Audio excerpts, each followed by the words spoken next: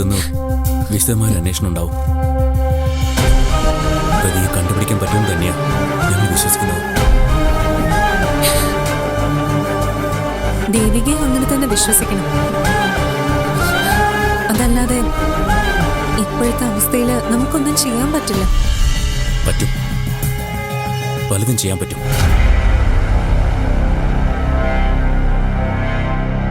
ഞാൻ ചിലതൊക്കെ തീരുമാനിച്ചിട്ടുണ്ട്. അത് നടക്കും. സിദ്ധു, എടുത്തു ചാടി എന്തെങ്കിലും ചെയ്യണമെന്ന് ശരിക്കൊന്ന് ആലോചിക്കണം. ആരാ എന്താന്നൊക്കെ അറിയാതെ. ആളെ പോലീസ് കണ്ടുപിടിക്കുന്നല്ലേ പറഞ്ഞു. കണ്ടുപിടിക്കട്ടെ.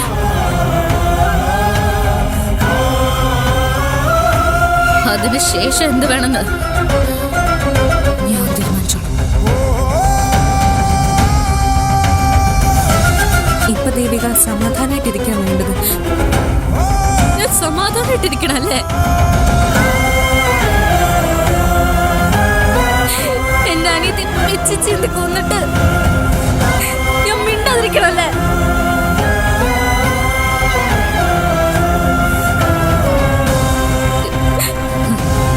അതിന് ദേവിക മരിക്കണം.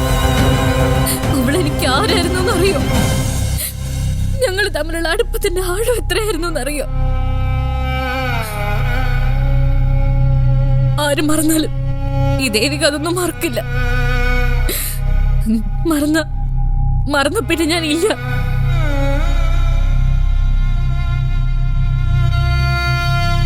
എന്റെ അനിയത്തിക്ക് നേരെയല്ല,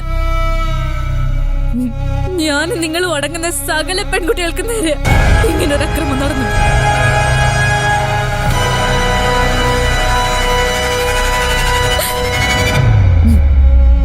പോലീസ് തരേട്ടെ. ഞാൻ ചിലതൊക്കെ തീരുമാനിച്ചിട്ടുണ്ട്. അത് ഞാൻ ചെയ്തിരിക്കും. പേടിക്കണ്ട സിദ്ധു. എന്റെ കടമയാണ് ഞാൻ ചെയ്യാൻ പോകുന്നത്. അത് ചെയ്യണം സിദ്ധു. അല്ലെങ്കിൽ പിന്നെ ഞാൻ എന്തിനാ?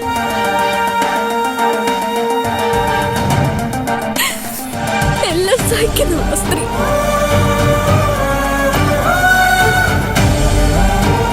പക്ഷെ സഹിച്ച് ഒരു ഘട്ടം കഴിയുമ്പോ അവൾ പ്രതികരിക്കും.